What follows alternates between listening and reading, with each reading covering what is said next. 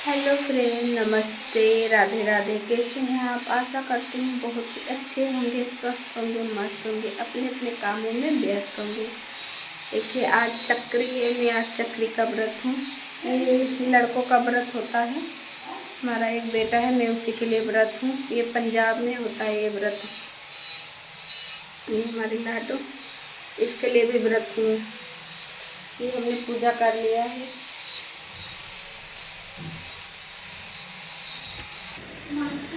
तो अब मैं जा रही हूँ कथा सुनने। चक्री माता की कथा सुननी बहुत ज़रूरी होती है। जैसे करवा चौथ में कथा सुनते हैं, वैसे इसमें भी पूजा करके कथा सुना जाता है। मैं जा रही हूँ कथा सुनने। 2-4 लेडीज़ होती हैं इकट्ठे बैठ के, ज़्यादा अच्छा लगता है। मैं अकेली हूँ, इसलिए मैं मोबाइल में कथा लगाऊंगी। मोबाइल में लगा के फिर कथा सुनूंगी। राधे राधे। मेरी सभी बहनों को अहोई अष्टमी व्रत की हार्दिक शुभकामनाएं। आज अपने सुनेंगे अहोई अष्टमी पर सुनी जाने वाली पौराणिक कथा। तो सारी बहनों से मेरा निवेदन है कि इस कथा को श्रद्धा भाव से पूरा सुने, क्योंकि आधी अधूरी कथा सुनने से हमें हमारे व्रत का पुण्य फल नहीं मिलता। तो अपने बच्चों की लंबी आयु की कामना करते हुए प्रसन्नचित मन से एकाग्र होकर इस कथा को सुने। अहोई माता आपके बच्चों की रक्षा करे। कथा शुरू करने से पहले कमेंट बॉक्स में अहोई माता की जय हो जरूर लिखें और साथ ही मीरा भक्ति चैनल को सब्सक्राइब करके इस वीडियो को व्रत रखने वाली दूसरी बहनों में भी शेयर करें। हे अहोई माता, मैं आपकी कथा सविस्तार सुना रही हूँ। इसके लिए आप मुझे अनुमति प्रदान करें। हम सब आपकी शरण में हैं। आप हमारे बच्चों की रक्षा करते हुए हमें सुख सौभाग्य का आशीर्वाद प्रदान करें। एक साहूकार के 7 बेटे, 7 बहुएं तथा एक बेटी थी। साहूकार बहुत ही सुखी और संपन्न था। उसके घर में अन्न धन की कोई कमी नहीं थी। एक समय की बात है, दीपावली का त्योहार आने वाला था। तो साहूकारनी ने अपनी सभी बहुओं को कहा कि बेटा, तुम मिट्टी ले आओ, हमें घर के गोबर लीपना है। साथ में अपनी ननद को भी ले जाना। तो अपनी सास के कहे अनुसार सातों बहुएं अपनी इकलौती ननद को लेकर मिट्टी खोदने के लिए चल पड़ी। उस दिन कार्तिक माह के कृष्ण पक्ष की अष्टमी तिथि थी।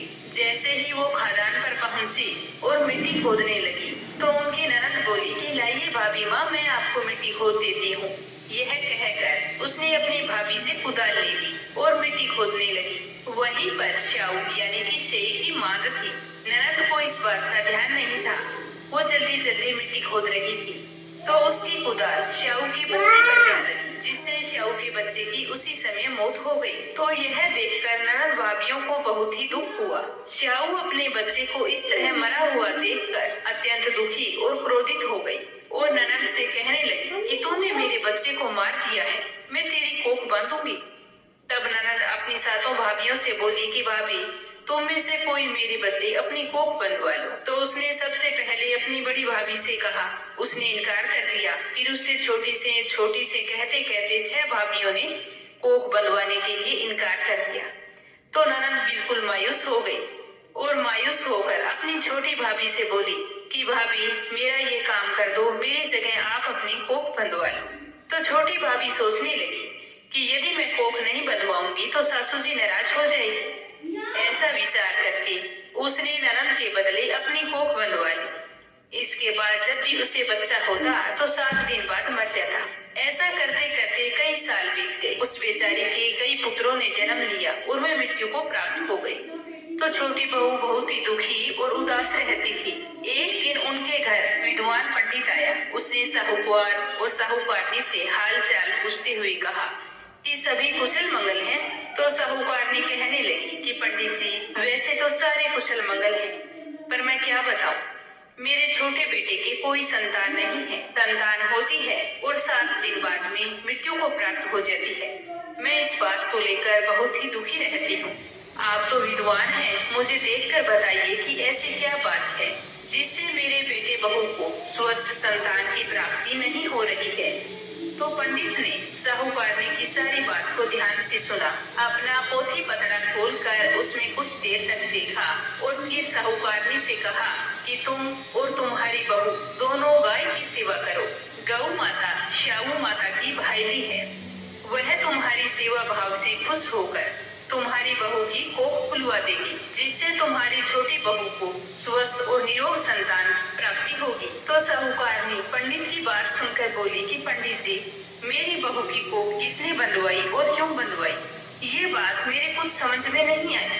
तो पंडित जी ने विस्तार से बताते हुए कहा कि तुम्हारी बेटी के हाथ से श्याहू के बच्चे की मौत हो गई है और श्याहू ने क्रोधित होकर श्राप दिया था कि मैं तुम्हारी कोख बांध दूंगी। तो तुम्हारी बेटी के बदले तुम्हारी छोटी बहू ने अपनी कोख बंधवा ली। उसी वजह से आज तुम्हारी बहू को निरोग संतान की प्राप्ति नहीं हो रही है। तो यह सुनकर साहूकारनी को अपनी बहू पर बहुत ही दया आई और प्रेम भी उमड़ने लगा और मन ही मन सोचने लगी कि मेरी छोटी बहू कितनी अच्छी है, मेरी बेटी के बदले अपनी कोख बंधवा ली और आज तक किसी के आगे जिक्र भी नहीं किया।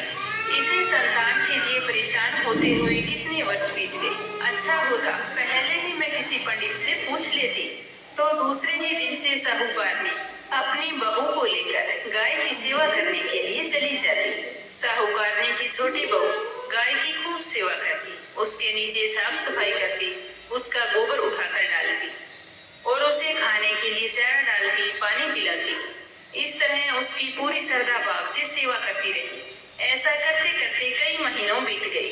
तो सुरही गाय यह देखकर बहुत ही खुश हुई और उससे बोली कि तुम मेरी सेवा क्यों करती है, मैं तुम्हारी सेवा भक्ति से बहुत ही प्रसन्न हूँ। आज जो तुम चाहे मुझसे वरदान मांग ली, मैं तुम्हारी इच्छा अवश्य पूर्ण करूंगी। तब साहूकार के बेटे की बहू बोली कि हे गौ माता, श्याऊ माता तुम्हारी भाईली है और उसने क्रोधित होकर मेरी कोख बांधी है, सो मेरी कोख खुलवा दो। मैं वर्षों से संतान सुख के लिए तरस रही हूँ। हे माता, ये मेरी कामना पूरी कर दो, मुझे और कुछ नहीं चाहिए। माँ के लिए संतान का सुख सबसे बड़ा सुख होता है। तो साहूकार की बहू की बात सुनकर गौ माता छोटी बहू को लेकर समुद्र पार अपनी भाईली के पास चल दी। उस दिन कड़ाके की गर्मी पड़ रही थी, तो दोनों आराम करने के लिए एक पेड़ के नीचे बैठ गई। उस पेड़ पर गरुड़ पंखनी के बच्चे रहते थे। तो छोटी बहू ने देखा कि एक सांप उन बच्चों को खाने के लिए जा रहा है। तो उसने उस सांप को मारकर ढाल के नीचे दबाकर रख दिया और बच्चों की जान बचा ली। थोड़ी देर बाद में गरुड़ पंखनी आई और वहां पर खून पड़ा देखकर साहूकार की बहू को चोंच मारने लगी। तब छोटी बहू बोली कि मुझे चोंच क्यों मार रही हो, मैंने तेरी बात तो देखा कि घर पर तो उसके 7 बेटे और 7 बहुएं बैठी है।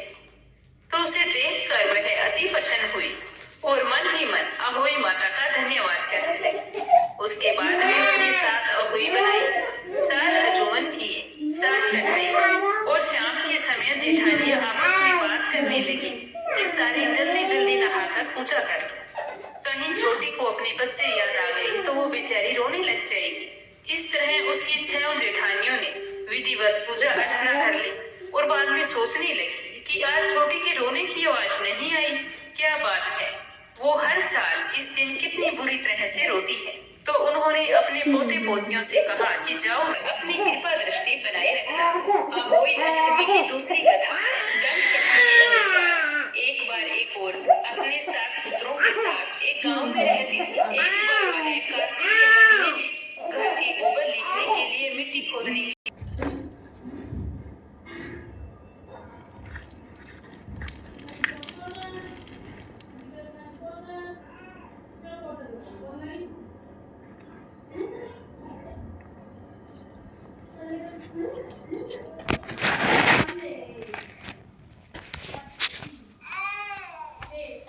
सुन लिया हमने कथा, एक ही कथा सुना। हमारे बेटे ने बहुत तंग कर दिया तो बहुत रो रहा था, कथा ही नहीं सुनने दिया ठीक से। एक कथा सुनी हूँ, वैसे तो 3 चाहिए, 3 या 5 में कथा सुनी हूँ।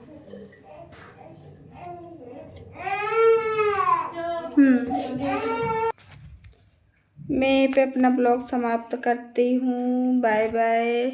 ढेर सारा प्यार सपोर्ट बनाना। सब्सक्राइब नए हो तो सब्सक्राइब कर लीजिए, लाइक कर दीजिए, पूरी वीडियो देखना। Bye bye.